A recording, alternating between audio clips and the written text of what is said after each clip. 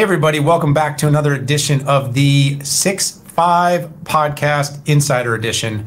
I'm Daniel Newman, your host, Principal Analyst at Futurum Research, joined by my esteemed co-host partner, Patrick Moorhead. Patrick, how you doing today? Daniel, I'm doing great. It is AWS reInvent time. I mean, if you are any way, any shape, any form interested in the cloud, you are paying attention to this amazing event here in Vegas. Absolutely, Pat. So exciting to be here, getting all of the news out of this huge event. And by the way, being here, just saying that, being here at the event, getting all the news. So that is such a big change. I got really comfortable in doing all the events remote, but having the chance to get out to one of the most important events, as you mentioned, in cloud, but obviously now so much more than just cloud. I'm just ecstatic, and there's going to be so much to cover, and we've got an amazing guest today. I know, yes, we do, and I would like to welcome Dave Brown. Dave, how are you doing? I'm doing well, thanks, Pat. How are you? Good. Huge day here. You know, Adam had an amazing keynote here, and he hit a lot of different elements, but a lot of things in regarding of EC2 Silicon. And, you know, Amazon has been just a huge player in not only other people's silicon, but as of late, your own silicon. I mean, we have next generation Graviton3, we've got Trainium, we've got Inferentia. Can you tell us about what's going on here? Let's start with the latest Graviton offerings. Oh, absolutely. And Pat, that's really great to be here again. It's a big day for us. As you know, we continue to push the price performance envelope on our silicon offerings. You know, we last time I was on the 6.5 keynote with yourself or summit with yourself, we were talking about Graviton2 and the processor and just what we've been able to do there. And over the last little while, we've actually launched 12 EC2 instances now, powered by AWS Graviton2 processors. And so the adoption there has just been great. Both across just the breadth of workloads, you know, everything from compute-intensive to memory-intensive workloads, even storage-intensive workloads, but also just the customers that are adopting us, from small startups to large enterprises. And as you just mentioned, obviously in the keynote earlier today, you know, we announced three new Graviton instances, or three new instances based on Graviton2. And that's our storage-optimized instance. Two of them, the IM4GN and the IS4GN instances. And then also our very first GPU-based Graviton2 instance, our G5G, which actually brings Graviton2 together with a NVIDIA GPU. So we're pretty excited about that. And then we also announced a new addition to our Nitro family called the Nitro SSD, which is actually used by the two new Graviton storage instances to bring even better I/O performance, lower latency. And what's really important for customers is just minimal latency variability. So just real consistent low latency for SSD performance. And so just excited about all the announcements, as you called out. And then obviously the announcement of our new Graviton3 chip as well, server chip, which is really exciting to have out there. Yeah, and we're going to give you a chance here today, Dave, to talk about all of these. I think we're going to want to break these down a little bit piece by piece so that you have a chance to dive in a little bit. For instance, you know, one of the exciting additions beyond the new EC2 instances was, you know, we're seeing an addition to your managed services offerings coming from AWS supporting Graviton2. Can you talk and tell everyone a little bit more about that? Yeah, absolutely. So, you know, we've been really focused on making Graviton2 easy for our customers to use. And one of the best ways for us to do that is to offer Graviton2 with other services. And so today, managed services, you know, for databases, analytics, even in the serverless space, with Lambda, Amazon Aurora, Elasticache, EMR, Fargate, they've all actually support Graviton2 today for customers. And so it's very, very simple for our customers, you know, to simply launch a RDS database or an Aurora database or create a Lambda function. And they get the benefit and that price performance benefit that comes with using Graviton2 built directly into the managed service that they're using. Yeah, it's great stuff. And it's just so awesome to see Graviton2 moving up the food chain from where you started with Graviton1, kind of in a limited function. And then now it's like a full service instance at this point. And you're also trying to make it easier for customers to move workloads or even try workloads out. At the 6.5 Summit this year, Thank you for announcing the Graviton Summit, and thank you for letting me be a judge for it as well. That was a lot of fun, but how did it go? What can you share about it? Well, Pat, it's been really fun, and it was really great to announce the Graviton Challenge at the 6.5 Summit, and the response has just been amazing. We've been on this journey with Graviton2, as you said, for about 3 years now, and initially we honestly didn't know how Graviton or even ARM in the cloud was going to go, and the response has just been incredible to see. And the Graviton Challenge, was really designed to help developers move their first workload to a Graviton-based instance. And what it does is it provides sort of a blueprint or a step-by-step guide on what they need to do to actually adopt it. We wanted to make it fun as well for developers, and so we ran this little contest and hackathon, which thanks for being a judge in that as well, where the developers could compete for prizes, by building and migrating their applications to run on Graviton2 based instances. And so we had more than 1,000 developers actually take part. Again, it was from large enterprises to small startups, and we even had a few individual developers and open source developers as well take part in the challenge. And so we've also recently just announced the winners of that at reInvent. And just to call out a few, we had the best adoption in the enterprise category went to VMware, a team internally there called the vRealize IT team. And they migrated 60 microservices and saw up to 48% latency improvement with a 22% cost savings for their workload. And then we actually, in the startup category, we had an entry called Chasm Technologies, and they saw 48% better performance and 25% potential cost savings for their container streaming platform. So just incredible to see. And even though the contest is over and we just announced the winners, we're actually going to keep the Graviton Challenge going, and that's a 4-day plan to help developers move to Graviton. So that the plan's still there. Obviously, the excitement and buzz around the competition has now been over, but really good to see. Yeah, we were so proud to be part of that and to have the 6.5 Summit be the kickoff for that. Now, Dave, we're going to have to ask you to start thinking about what the next big launch might be at our summit next year. That gives you a few months to think about it. And of course, Pat and I would always ask. But you know what, in addition, to the customers, and you mentioned a lot of things that were exciting about the adoption. You guys have seen really strong widespread support for Graviton from third-party software providers as well. Can you share a little bit more about what's going on there? Well, that's right. And it comes back to what Pat was saying earlier about making Graviton easy to use. And we always knew before we put a Graviton chip out there, we had to make sure that there was great ecosystem support for ARM-based applications and ARM-based processors. And that was actually the reason why we put out the initial Graviton processor back in 2018, was really to spark that ecosystem support. And so, to date, we've actually seen incredible response from that with all of the major Linux-based operating systems and software provider services, for things like containers and monitoring and management, security, even development software for supporting, across the board, really, what our customers are looking for. They're all offering support for Graviton-based instances. In fact, it's fairly uncommon for me today to run into a customer that's still looking for something key before they can migrate. The vast majority of it is there. And actually, at reInvent, we're also announcing what we call the AWS Graviton Ready program, which is really targeted at software partners for them to actually be able to offer certified solutions to our Graviton customers, and for our Graviton customers to know which applications out there are Graviton ready. And so we're excited to launch that program as well.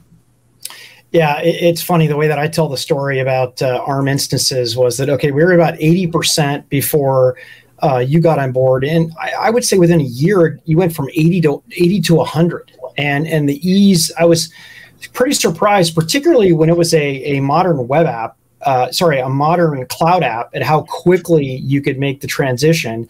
I actually went through all the documentation. I'm a little bit nerdy like that, but pardon me. So let's get back to the announcements. One of the biggest announcements at reInvent was Graviton3 processor. Can you talk a little bit about how Graviton3 compares with Graviton2? Yeah, absolutely. And this has been a huge announcement for us. We've obviously been working on this for some time and really excited not only to see the processor working and the instances coming together, but also to be able to announce it at reInvent here today. So, we announced Graviton2 back in 2019, and that brought with it about a 40% price performance improvement over what you could do in the cloud at that time. And Graviton3 actually is continuing to push the performance envelope even higher. What we're actually seeing, announcing today, is Graviton3 is 25% higher compute performance when compared to Graviton2. And so, you think about the benefits in price performance that customers have seen just with Graviton2, and Graviton3 gives you an additional 25% performance on that. So it's just, we're continuing this journey of really pushing performance for our customers. Some of the more detailed numbers as well is we've seen 2x higher floating point performance, which is really important for scientific and some machine learning or media encoding workloads. We're seeing 2 times faster performance for cryptographic workloads as well, which has been an area of focus for us with Graviton3. It also delivers 3 times the performance of Graviton2 for machine learning workloads by supporting bfloat16 support as well. And then obviously, as with Graviton2, there's been a big focus on reducing our carbon footprint. And so with Graviton3, we're actually using now 60% less energy to achieve the same performance or level of performance as you would get with some other comparable EC2 instances. And then also, it's the first instance in the cloud to offer DDR5 memory. So as you know, most instances today use DDR4. With DDR5, we actually get 50% better memory bandwidth. So the processor is able to talk to the memory 50% faster than it was able to do with DDR4. And then we always are focused on security. And Graviton3 brings some additional enhancements in the security space, including support for pointer authentication, as well as 256-bit DRAM encryption to ensure that all memory is encrypted at all times. Yeah, you absolutely hit the, I want to say trifecta, but it's like the fivefecta of, performance, the overall performance, of course, but the energy efficiency, which is very important to many companies, including AWS, has recently made several announcements stepping up to do more to address and help companies be accountable for their carbon footprints. Helping companies do more with the memory that they have access to. So it's really a strong set of upgrades and updates. And of course, that doesn't take anything away from Graviton2. Now, from my standpoint, I always like taking the technical to the practical. And so my question's pretty simple, but as people are thinking about migration and upgrading and adding and spinning up more workloads on AWS, what are the workloads that you're going to be really pushing and recommending that customers are going to build out from the ground up and then, of course, move over to Graviton3? Yeah, Daniel, well, the first instance we're launching with Graviton3 that we just announced at reInvent is called our C7G instance. And that is in the category of what we call our compute optimized instance. And so it's really designed for compute intensive workloads. And, while many customers will try it out, I'm sure for any application from basic web servers to, anything that they may want to see how Graviton3 works for them, which is perfectly fine to use for, it really is targeted at some of the higher performance workloads, such as HPC or high performance computing, gaming, video encoding, or even CPU-based machine learning inference is what we expect to see customers use it for. But again, pretty much anything that needs Graviton3 CPU with a relatively small amount of memory is what these compute-intensive workloads are targeted at. It would be good for that workload. It's exciting stuff. I'll tell you what, you've definitely taken it to the nth degree. Some of those workloads that may not have been the perfect fit for Graviton2, you've opened that up. And I really like, not only did you improve core general purpose compute, but also with your fixed function accelerators to attack encryption and things like machine learning. So great stuff. Let's move to AI and ML. And I think the best way to start this is what was the driving force that really drove you to get into making your own first-party silicon for AI and ML? Yeah, it's a great question. I mean, the way it really started is just the adoption and what our customers are starting to do with AI and ML has been increasing year over year. It was just 3 or 4 years, maybe 5 years ago, where you'd speak to customers who had never tried ML, never tried AI within their company. Today, I mean, I hardly ever speak to a customer that isn't doing some form of AI and ML. From financial services to healthcare, manufacturing, retail, it's really across the board. And they're realizing that they need to be in the AI, ML, and even the deep learning space to be able to, to remain competitive and provide their customers with an enhanced experience. One of the big challenges is as you get into AI and ML is really the cost involved. And so there's really 2 sides to AI and ML. One is the training, where you actually train models, prepare models to be deployed to the real world. And then inference is the part of ML or deep learning where you actually apply those models. And the cloud itself has just been an amazing enabler for AI and ML to really take place. I mean, I think we wouldn't be where we are today had our customers not had access to high-performance computing, the high-speed networks, the vast amount of storage that we offer in the cloud, and just being so easily available in an on-demand fashion and globally has really allowed it to really just explode. And so when we look at customers running AI ML, one of the common things we see from them is they say, I'd love to be able to do more of it. It's made such an impact to my business, to my customer experience. I need to be able to do more. And the thing that's really slowing them down in some cases is just the cost of actually running these training models or running inference. And so that was the place we looked at first. We said, how do we actually, allow our customers to do more AI and ML by improving performance and reducing cost? And that's when we started looking at, is there something we could do in the custom silicon space? Yeah. So I have to ask you then, and this is pretty straightforward. I think you set us up really nicely, Dave, but how are you solving this? Because you're exactly right. This is the same problem we hear about on the regular. We've written about it endlessly, and it hasn't been entirely solved yet, but it sounds like you're on track. Yeah, and so we started this journey again. It was back in 2020 at reInvent. Just prior to that, we actually announced our first machine learning chip, which we called Inferentia, and it was targeted at inference. And as I said, inference is really that process of real-time analysis of incoming data, and then being able to respond to that. And we started there because about 90% of the cost of ML actually goes into performing inference for a lot of our customers. Not all of our customers, some have a little bit of a different weighting, but that's where we see a lot of the cost involved. And we thought if we could build a chip that could reduce that, we could make a significant impact. And so Inferentia was designed to deliver high performance and throughput that's really needed for machine learning inference, and can do that at actually significantly lower cost than what you could do with GPU-based instances on EC2.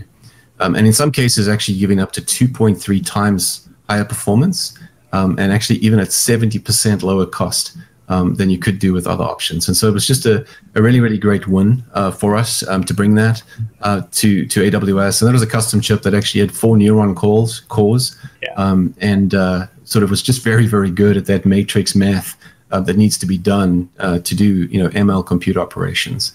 So we pulled all of that together. Very happy with the performance that we saw. We wrapped up the actual Inferentia chip in an instance called the Inf1, which allows you to use 16 Inferentia chips inside a single instance and perform up to 128 trillion operations per second, which again is bringing that performance and then obviously at a lower cost as well. Again, just like with Graviton, we spoke a little bit about making it easy for customers to use, and we delivered our SDK called the AWS Neuron SDK, which makes it really simple for developers to go from a GPU-based inference model to Inferentia using frameworks like TensorFlow and PyTorch, which utilize the AWS Neuron SDK. So the migration's actually been relatively simple for developers to move over, and then they can immediately begin to reap the benefits of both the performance and the cost reduction that Inferentia provides. It had some really interesting conversations with what could be the world's largest installation of machine learning inference, and that's Alexa. And I just love the fact that you're using your own technology to do that. I was fascinated with their conversation of how they moved it over time, why they chose you, and it was kind of funny. They even pointed out, like, we don't have to move over there. We're moving over there because we're saving a ton of money and getting great performance out of there. Aside from the Alexa folks, can you talk a little bit about how customers are using Inferentia? Yeah, absolutely. Alexa's been a great customer for us, and they're right. We treat them like any other customer internally, and so we really do have to win them over, which has been really good. We did have another internal customer, Amazon Prime Video, and they actually deployed their computer vision applications, for sort of image classification and live video using Inferentia. And they actually saw a 4 times higher throughput after going to Inferentia at 40% lower cost. So it was an enormous win for them internally. But we've had a lot of external customers using Inferentia as well. Airbnb is a really big customer of ours, and they actually deployed their community support platform, which delivers exceptional service to their guests and hosts around the world. And what they were looking for was ways to improve the performance of their language processing using the BERT model, So for their chatbot application. And we were very pleased to see that by migrating their applications from previously GPU-based instances to using our Inf1 instance, they were able to see a 2x improvement in throughput. And then we also had Sprinkler AI. They have a unified customer experience management system that really allows companies to gather and translate real-time customer feedback across many, many channels. And then what it does is it turns them into actionable insights. And by using Inf1, they were able to get significantly better performance for one of their natural language processing, so NLP models, and improved performance of one of their computer vision models. So it really has been across the board. It's always fun to see these stories of customers who start out, move over relatively quickly, and then begin to share some of these wins with us. We're always excited to hear.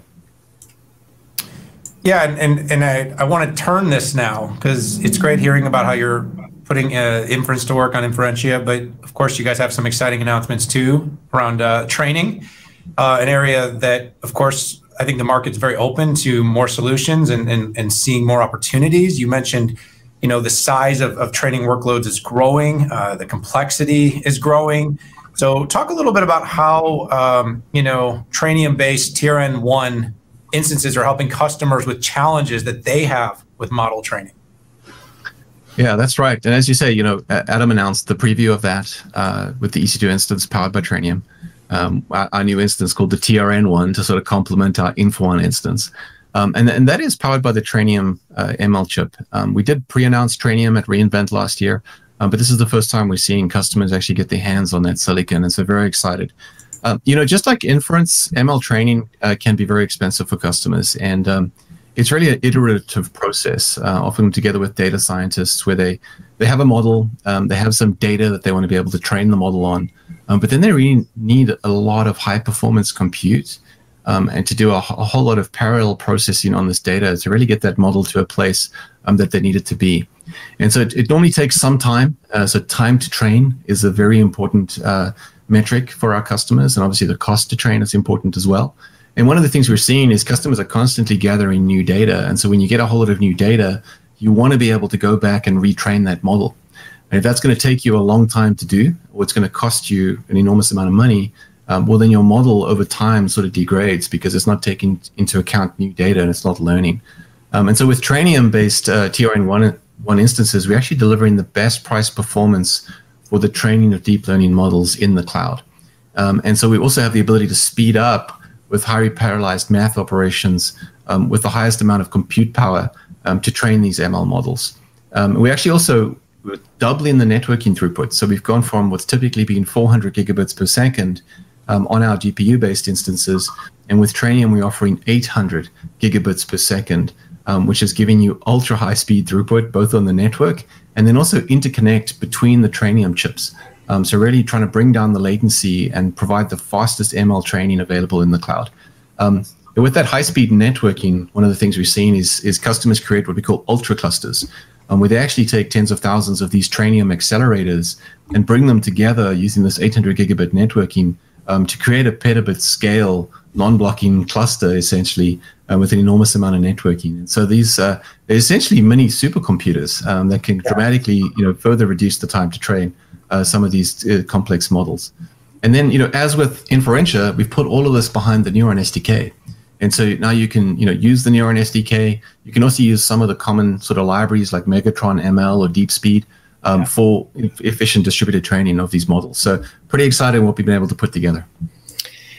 I'll tell you, I saw people's head explode virtually when you announced Trainium, because quite frankly, it's a lot of companies trying to do this. And during the announcement, when that number came out, everybody wrote that down, and you're reiterating that same performance and cost number here. And what I've been really impressed with is that as over time, when you've made these commitments, you've stuck with them. I went back and looked at notes on the commitments you had made around Graviton and wondering, okay, is this going to be true just for launch? And then I checked on Inferentia just for launch, that 40% number. And sure enough, as other solutions decreased in price, so did yours. So I am glad to see that it's just not for marketing, but you're sticking to your positioning. And I know how hard that is being a prior product person. So we've talked about general compute with Graviton and how you've upgraded that. And by the way, how you've upgraded Graviton2 as well, really making it that first-class citizen for general purpose. We've talked about Inferentia and how much progress you've made there. And we're talking about Trainium here for this preview. So net, you're talking to your listeners. How do they get started with AWS Silicon innovations? Well, Pat, you're completely right. I mean, our focus in this area is to continue to innovate on behalf of our customers. And there's nothing that drives us more across my teams in EC2 than making sure that we can provide increased performance at a lower cost. And we really call that the price performance equation. And that's what's got us into the silicon space. You saw us do that with Nitro all the way back in 2012 when we started to do our own cards, Graviton processors, and then obviously with ML chips now as well. You know, the simplest thing for customers to do to get started is really just to try it out. You know, I speak to a number of customers all the time that say, hey, I'd love to move to Graviton, but I'm not sure if my application can support it. And this is where the Graviton Challenge came from. I said, well, give it a try. And, you know, it's just to see the progress they're making. And the same is true on the ML side. You know, if you've built something with one of those frameworks today, like TensorFlow or PyTorch, you know, give it a try. Just, you know, move it over, let it run on Inferentia, or, you know, try Trainium out now on the TRN1 instance. And I think you'll be pleasantly surprised at how simple it is and how quick it is to actually go and improve performance and then save a whole lot of money on as well while you're doing it. So, you know, that's the biggest message. Just take a few days, take a few engineers, and see what you can actually do on this new silicon. Dave, that's a great way to wrap up the show, at least the interview. We know that this week probably has a massively full slate for you. So we're extraordinarily grateful that you took the time. And of course, Pat, you used the word making people's head explode. I think we regularly get the drink from the fire hose, but I really do have to say that AWS probably is the penultimate example of an event where the announcements are that fire hose in terms of so much. So being able to synthesize this, Dave, take this down to 30 minutes, get the biggest announcements, put some practical use cases around it, and give some people you know, a way to move forward is all that we could ever hope for and ask for, and exactly why we try to do these 6-5 interviews. So thank you so much. Yeah, thanks, Dave. Appreciate that. Wow. You know, it's so funny. Just when people thought silicon was getting boring, like 9 years ago, right? Remember, it was software is eating the world, and it's like, no, it has to run on something. And I'm a huge believer that you commoditize yourself. Okay, so in other words, there are things you can do as an industry and a company to decommoditize yourself, and that's what I love about what Amazon has done with their own silicon. And you know, if you want merchant silicon, they have that too. Yeah, I've always been really fond of companies that understand the economics of choice.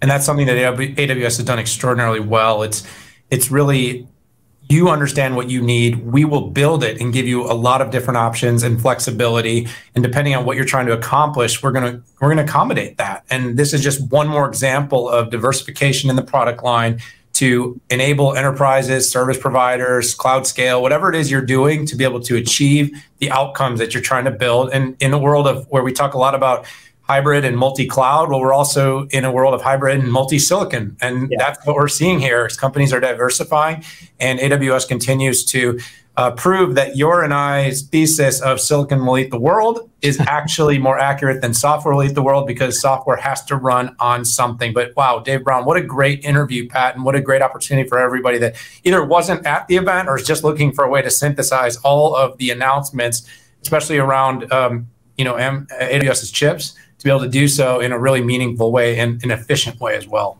Yeah, so I want to thank everybody for tuning in here at the 6-5 Insider with Dave Brown from Amazon AWS reInvent. Have a great night. Have a great week.